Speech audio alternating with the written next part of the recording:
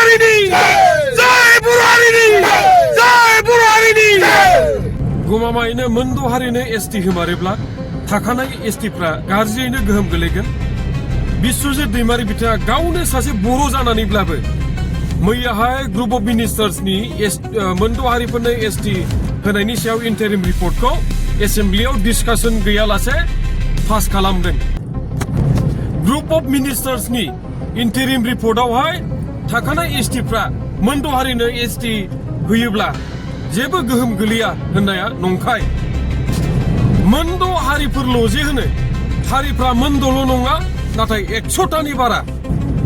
आसामाव एसटिफोरा मोननै मोनथाम जानो हागौ, नाथाय भारत संबिधाननि आर्टिकेल 342नि बायदिब्ला जोंनि भारतआव एसटिआ मोनसेल' रोखोमनि।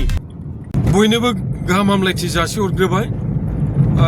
रायजो राजा नोंथांमोन, जुदि मोनद' हारिनो गमामायैनो एसटि होमारोब्ला नंमारगौ थाखानाय एसटि हारिफ्रा बिराद गाज्रियैनो गोहोम गोलैसिगोन, माने एफेक्ट होसिगोन। मानोना जायनाखि ट्राइबेलफोरनि राजनितिक माने इलेक्शननि रिजार्भ सिट बेयाव बिथांमोनाबो गेलेनो मोनसिगोन। जायनाखि साख्रि बाख्रिनि खथा थायो, फरायनायनि खथा थायो, बै खथाफ्रावबो बै गोदान एसटिफोराबो बाहागो लानो मोनसिगोन। जोंनि आसामावहाय एसटिफ्रा दायो एसटि हिल्स आरो एसटि पि होननाय दङ, नाथाय दा एसटि भेलि होननाय आरो गोदान मोनसे एसटि ग्रुप सरकारा लाबोनो थांगासिनो दङ।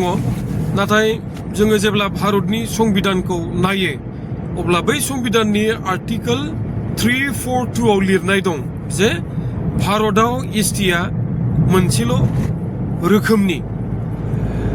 राजनितिकनि खेथ्रआव जोंनि बड'लेण्डआव गासै 40टा समस्तिनि गेजेराव 30टाया एसटिफोरनि थाखाय रिजार्भ, नाथाय बेवहाय एसटि पि बा एसटि हिल्स बिदि जेबो होनाय गैया। गतिके जिहेतु दा आनडिभाइडेड गवालपारानि कच राजबंशिफोराबो एसटि पि मोननो थांगासिनो दं। गतिके बिथांमोनाबो जोंनि बड'लेण्डआवहाय स्पेसियेलि आनडिभाइडेड गवालपारा मानि क'क्राझार आरो चिरां जिल्लायावहाय बिथांमोनाबो ट्राइबेल रिजार्भ सिटआव इलेक्शन गेलेनो थांनो मोनगासिनो दं। आरो जिहेतु जोंनि बड'लेण्डआवबो गोबां आदिबासि हारि माहारिफोरनि सुबुंफोरबो दं, आरो आदिबासि बिथांमोनाबो जिहेतु आदिबासि माने एसटि भेलि हिसाबै मोननो थांगासिनो दं। जिहेतु जोंनि बे बड'लेण्डआ काउन्सिला 6 शिडिउलजों दाजानाय, आरो बे 6 शिडिउला 6थि फारिलाइ माने कनस्टिटिउसनावनो रोखा दं। गतिके कनस्टिटिउसनाव जिहेतु मोनसेल' रोखोमनि ट्राइबेलखौहाय मेनसन खालामनाय दं। गतिके आदिबासि जोंनि बड'लेण्डनि आदिबासि बिथांमोनाबो फैबाय थानाय समाव बिसायख'थिखौ गेलेनो हासिगोन। खुब दुखुनांथाव बाथ्राया बेबायदि जोंना आसाम लेजिस्लेटिभ एसेम्ब्लियाव बिश्वजित दैमारि बिथाङा बुंथिगिरि, बिथाङा गावनो सासे बर' जानानै जिहेतु मोनद' हारिफोरनो एसटि होनायनि सायाव ग्रुप अफ मिनिस्टार्सआ मैया इन्टारिम रिपर्टखौ गथायदोंमोन। बै गथायनायाव माखासे एमएलएफ्रा डिसकासन खालामनो सम बिदोंमोनब्लाबो बिश्वजित दैमारि बिथाङा एसेबो सम होआखै। गतिके बियो जोबोद दुखुनांथाव आरो सोंखारिथाव। बिश्वजित दैमारि बिथाङा गावनो सासे मोनसे समाव आन्दलनकारिमोन, आरो बिथाङा सासे बर'फोरनि गिदिर लिडार। बे हिसाबै बिथाङा जोंनि इयुन जोलैनि बादै साननांगौमोन, डिसकासन खालामनो थाखाय समखौ होथारनांगौमोन। आरो रायजो राजा नोंथांमोन, बे मोनद' हारिफोर जे होनबाय थायो, हारिफ्रा मोनद'ल' नङा रायजो राजा नोंथांमोन। आं क्लियार खालामना होनो सानदों दिनै। आदिबासि होनोब्ला गासै 100टानि बांसिन गुबुन गुबुन हारि माहारिफोरनि मानसिफोर दं मोनसे सर्सनि बायदिबा 117टा दं आरो गुबुन मोनसे सर्सनि बायदिबा 120टानि बारा आदिबासिफोर जोंनि आसामाव दङ गतिके आदिबासिफ्रानो जुदि 100टानि बारा जाबायब्ला ओरै कच राजबंशी थाबावबाय मरान थाबावबाय मटक थाबावबाय चुटिया थाबावबाय होमबा 100टानि बारा नंगौना नङा रायजो राजा नोंथांमोन गतिके मोनद' हारिल' नङा नाथाय 100टानि बारा हारि माहारिफोरा दिनैहाय एसटि मोननो थांगासिनो दं आरो कच राजबंशीया जुदि जोङो मेघालय आरो वेस्ट बेंगलनि बारै नायनो थाङोब्ला मेघालयआवहाय कचफोरा आलादा ट्राइबेल ग्रुप हिसाबै सिनायथि बा गनायथिनाय थिजानाय दङ आरो वेस्ट बेंगलाव राजबंशीफोरा आलादा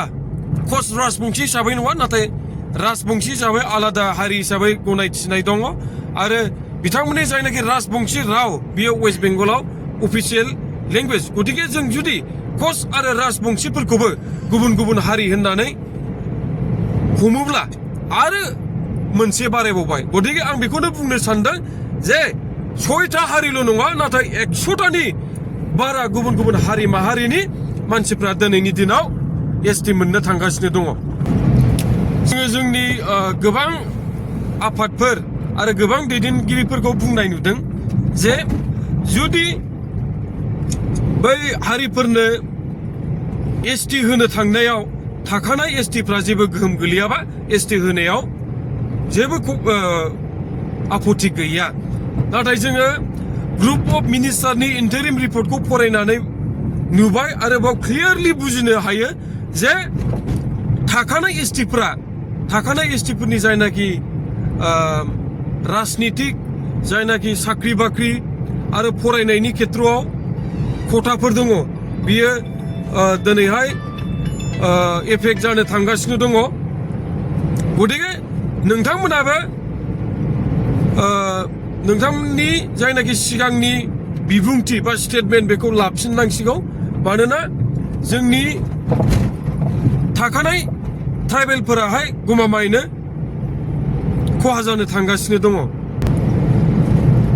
हारिया अलखदाव थांनाय समाव राजनितिकनि बाथ्राखौ लाबोनो नाङा थेवबो आङो मोनसे राजनितिकनि बाथ्रा होननो सानदों मानोना जोङो नुदों जे इपिपिएलआ मा स्टेन्ड खालामो बिपिएफआ मा स्टेन्ड खालामो बेवहाय आं मोनसे फिसा डिफारेन्सखौ आं नुदों जे प्रमद बर' बिथांमोना एसटिखौ जासियाखै आरो बिनानै होआखै नाथाय हाग्रामा बिथाङा एसटिखौ जासिदों आरो बिनानै होदों डिफारेन्सआ बेनो थांनाय बिसायख'थि समाव हाग्रामा बिथां दैदेननाय बिपिएफ दोलोआ थाङै आदिबासि आरो कच राजबंशीफोरनि जायगायाव थाङै नोंथांमोननो एसटि होगोन होननानै बिथांमोननिफ्राय भटखौ आदाय खालामदों आरो नोंथांमोना जोङो एसटि बिनानै होगोन होननानै बिथांमोना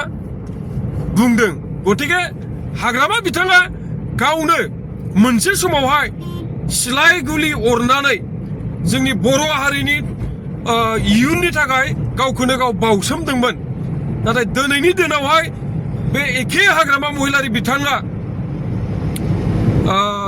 जोंनि जायगाखौहाय 6 शिडिउलाव सोदोंमोनब्लाबो दिनैहाय जोंनि थाखानाय एसटिफोरनि जायनाखि मोनथाय राजनितिक सोलोंथाय जौगानायनि मोनथाय बै मोनथायफोरखौहाय हाग्रामा बिथाङा खोमानो थांगासिनो दङ बेखिनिखौ बुंनानै एसेयावनो दोनथ'नाय जाबाय जय बर' हारिनि